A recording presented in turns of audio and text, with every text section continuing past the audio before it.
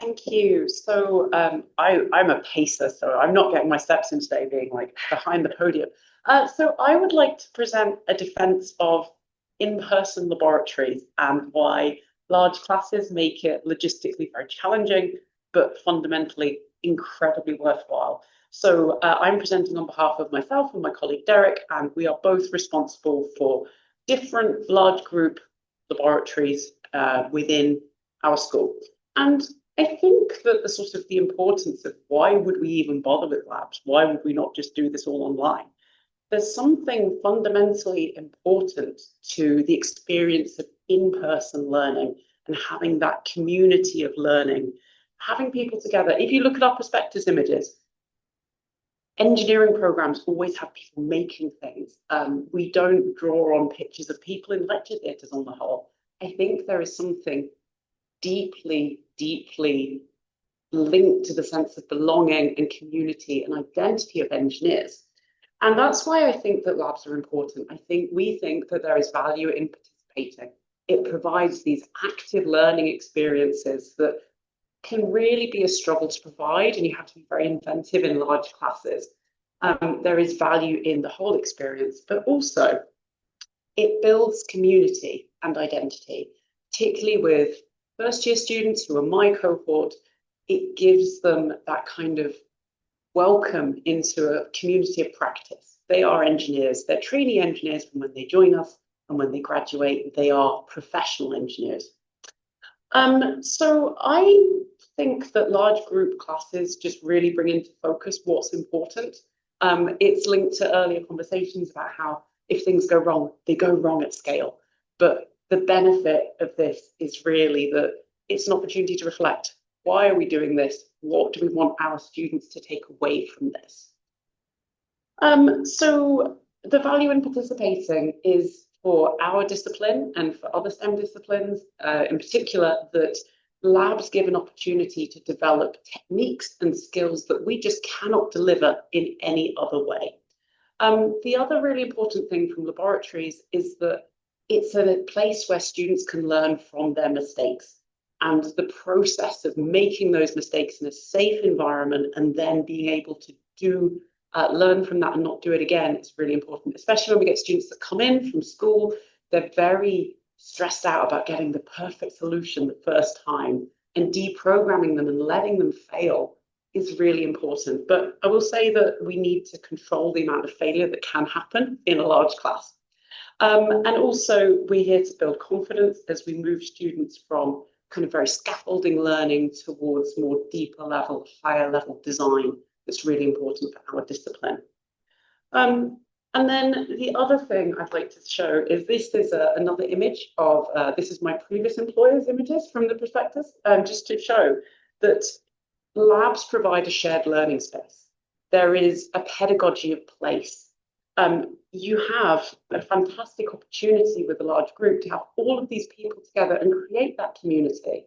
And I think that's something that our students have really, really valued coming back after COVID, is they actually enjoy all working on the same thing in the same space at the same time.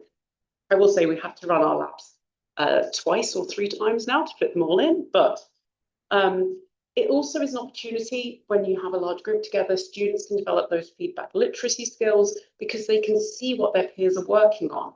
They can see how far their friends have got. They can communicate on what they're working on. They can explain things. And these kind of self-regulation skills and actually seeing where they fit really help students develop as independent learners. And also with labs, I'd like to think that they hopefully have some fun. There is genuinely a joy when students get things working, and they'll build something and they'll be quite impressed that they built it.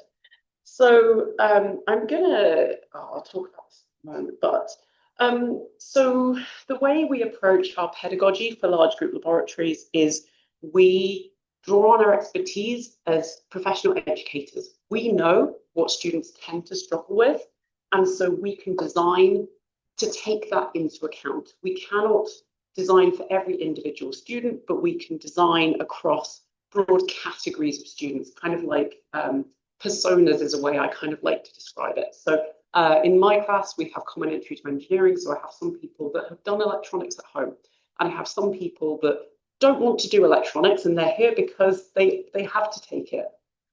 So it's a complete mix, but we're drawing on our expertise to really streamline our sessions so everyone gets the most out of them. So my module is Introduction to Electronics. This is about 250 first-year undergraduates.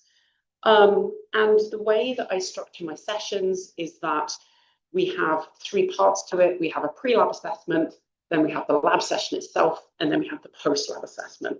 So my approach is to automate as much as the pre-lab and post-lab as possible, so my time can be spent effectively doing the really fun stuff in the lab.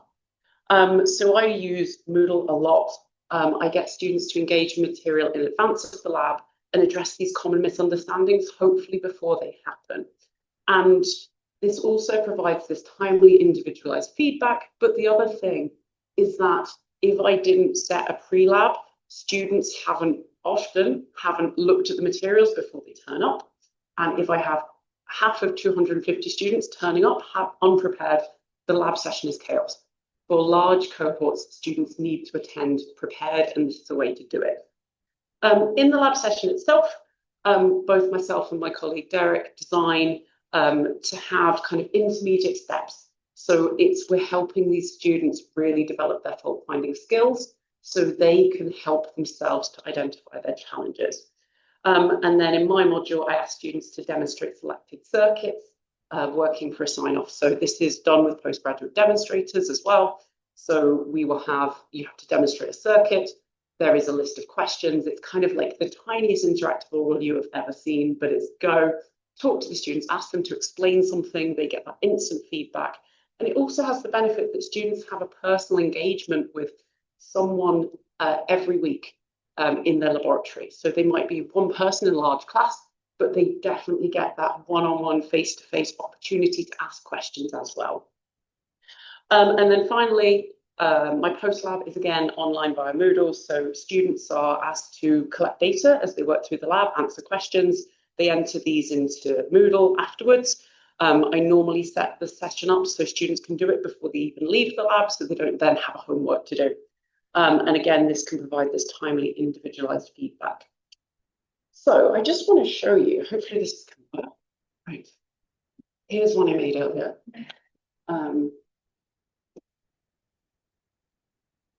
There we go. Okay. So I want to demonstrate some of the challenges we have. So you don't need to understand what is going on here. What I'm demonstrating is the cognitive overload that our first years are present with, because this is a lot, right?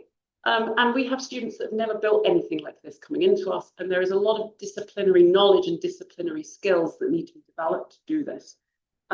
So this has lots of intermediate steps. So this has more lights than needed, basically. But that is so students can, is this bit working? Did the light turn on? If the light didn't turn on when you first connected it, have you checked this? And kind of working through this fault window. So the green light is on at the moment. And then after a short delay, it will switch and the red light will turn on. I could have done this a different way, but I've done it that way to try and make it so that we have intermediate steps. Right. Then we've got, when it goes back, my colleague Derek's module is kind of similar. So this is a picture in case that circuit didn't show on the display. But we have this, again, very scaffolded, very structured. All the cohort build the first circuit together, step by step, to build confidence.